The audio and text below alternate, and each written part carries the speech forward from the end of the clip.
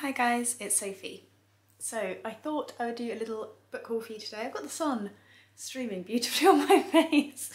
Yeah, I just wanted to share some books that I hadn't shared with you yet. I've been a little bit absent. I filmed a vlog for the first 3 weeks of November, and then my meds had been going pretty well. I'd spoken about it before. It was more the physical side effects. And then I've had a big down, basically, that I just didn't really expect. And I've had to go back on some of my meds, which is a bit frustrating, but it wasn't really much of a choice, I don't think. So I am still gonna upload these videos, but I have just not been with it sort of since like the 3rd week of November. So I think what I'm gonna do is I'm gonna film this one and then you can have the November ones as like a bonus. But first I will show you what I've got. The sun is so bright, it literally looks like I'm the chosen one. Anyway, so the first one I have is this one, The Song of the Dodo. This is by David Quammen again. Oh my goodness, it's so bright. I don't know what's happening, like the heavens are opening.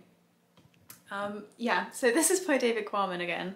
I read Spillover by him, I read The Tangled Tree by him, and this book is looking at like island geography, biology, basically how island species can tell a story about the likelihood of extinction events or interconnected sort of small ecologies, I guess. This is so bright. I'm gonna 2 secs, I'm actually gonna close the curtain. There we go. I'm no longer like shining. You can see how bright it is next to me though. Yeah, so The Song of the Dodo. I have actually just started this one.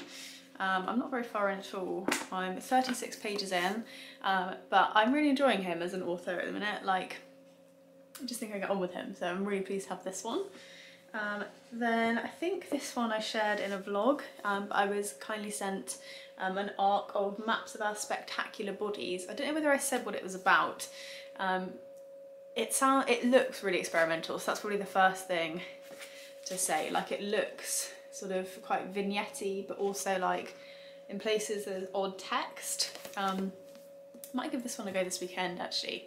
And it says it's Picador's super lead debut for 2022. It says something gleeful and malevolent is shifting inside Leah's body, learning her life from the inside out. A shapeshifter, a disaster tourist. It's travelling down the banks of her canals. It's spreading. Really fascinating. So that's March 2022. And I think it could be really interesting. It's got a Sarah Moss quote, a Megan Hunter and a Daisy Johnson quote on that one. So we'll see what I think of that one. Then I went to Waterstones and I bought a couple books. I have, I think, Quen. I imagine you pronounce it like Gwen, but Quen, which is a historical fiction. In fact, 2 of them are, and they sound quite similar. So Quen says, an archipelago off the east coast of Britain comes under female rule. Using resources that traditionally the preserve of men, inspired by ancient British stories of islands where women ran society and controlled the climate, the women quietly take charge of the island's education system, business and civic institutions. So yeah, this one, I've not heard of this one, I just fancied it. I was drawn to the cover in Waterstones. So we'll see what I think of this one. And then the one that's similar, that I might need to put like another book in between, not read them back to back, is Lauren Groff's Matrix. I've seen this like on Twitter a lot. I haven't seen it on BookTube that much yet, but I also haven't watched a lot of BookTube the last couple of weeks, so maybe everyone's talking about it. But this one is, it sounds funny and brilliant, so I'm going to read you the whole of the blurb. It says, 17-year-old Marie, too wild for courtly life, is thrown to the dogs one winter morning. Expelled from the royal court to become the prioress of an abbey. Marie is strange. Tall as a giantess, her elbows and knees stick out ungainly. At first taken aback by life at the abbey, Marie finds purpose and passion among her mercurial sisters, yet she deeply misses her secret lover, Cicely and Queen Eleanor. So yeah, that sounds good, that sounds interesting. And I have really enjoyed Lauren Groff before, so I'm hoping that I'll really enjoy this one too. this may be my Christmas book.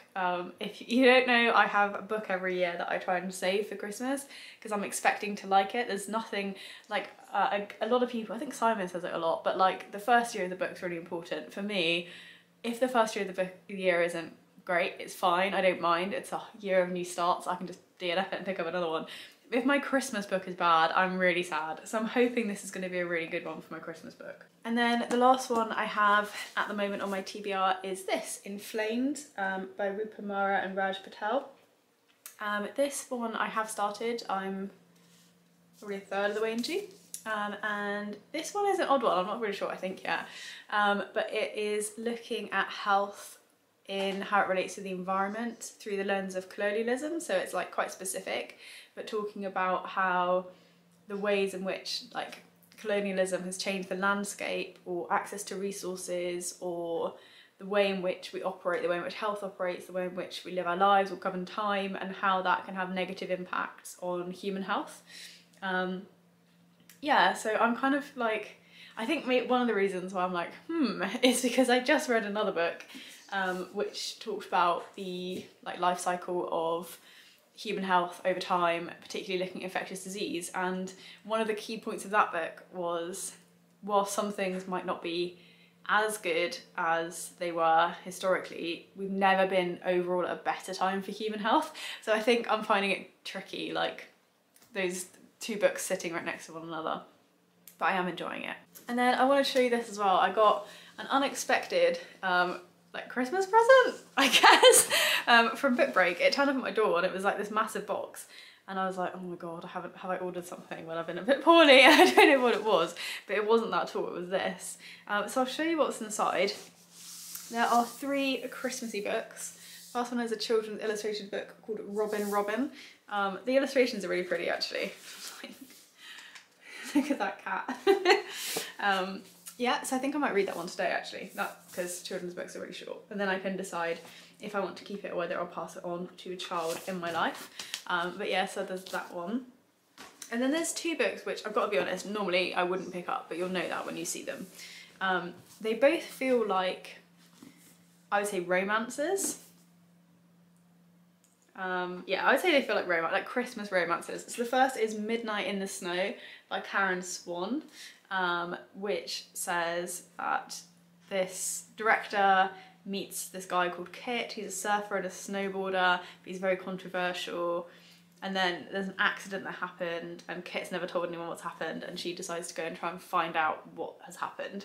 But I'm pretty sure they're gonna fall in love. I mean, it might not be a bad thing because, as I mentioned, my brain's a bit fried. Maybe I need some like Hallmark rom-com stuff in my head. And then the next one is The Winter of Second Chances, and that one's by Jenny Bayliss. And this one is a restaurateur. It like has a problem with her husband. Basically, her husband like cheats on her one time too many. She breaks up with him. She goes to live in this beach house in Kent and meets this man. It's gonna be another rom-com. I don't know whether, maybe I'm wrong. Maybe I'm just assuming, but they feel like that. But I don't know that that's bad. It might do my little tired, sad brain some good. And then they also gave me some goodies. So I have a pair of comfy socks, and I can't lie, like I was so excited when I saw these, because every night I've been like sitting there like, I wish I had a pair of fluffy socks. But I'm also, with the minimalist stuff, I'm not trying to buy too much stuff. And I know that the period of cozy socks is fairly short. And I'm like, no, your own socks are fine, you'll be fine. And then these arrived and I was like, I don't even have to buy them. I don't even have to need an excuse. And then I have a little Christmas tree decoration that I'm gonna hang up next door. Literally put a Christmas tree up last night. A little candy cane. This little dude, I'm not quite sure he's gone. I'm not quite sure who he is, like what he's for, but he's really cute. And then a thing of tea. I don't know what kind of tea it is. It does smell really nice. The whole packet smelled of the tea, like when I opened it. And then a Book Break mug. So I think I might use this one either for my pen mug. I have a pen mug upstairs, or for bookmarks. I tend to use bookish ones for bookish stuff. So yeah, it was really nice, really sweet. It really cheered me up actually, to have it, and I really wasn't expecting it. I thought I'd bought something I really shouldn't have because I was a bit poorly, but I didn't. It's all good. Yeah, so those are all the books I have at the minute. We'll see whether or not I end up reading or loving those, but I do have some people in my family that I know would really like them, that are like into that kind of book as their standard reading. So if I start them and it's not for me, I'll pass them on. But who knows, maybe it will, like, as I said, like look after my little sad brain. Yeah, hopefully there's something that's interesting in there. I feel like I really want to, or need to, or like, well, need to sounds a bit dramatic, but I really want to like be able to go into bookshops more often at the minute. I'm really missing it living where we live. It's just a long way to get to a bookshop, and the place that used to have a really cool like local bookshop that isn't that far away closed, and I found another one that I went to not even that long ago, but it has really weird opening hours and it was closed. So basically you have to go really early, like I think it closes at 11:30 on a Saturday morning. That's the only time I could go, but that one's only half an hour away. So maybe that is where I go next and try it. But I really feel like I'm missing browsing in bookshops. And I really want to do that more. Like my brain really wants the sensation of just like drifting around a bookshop.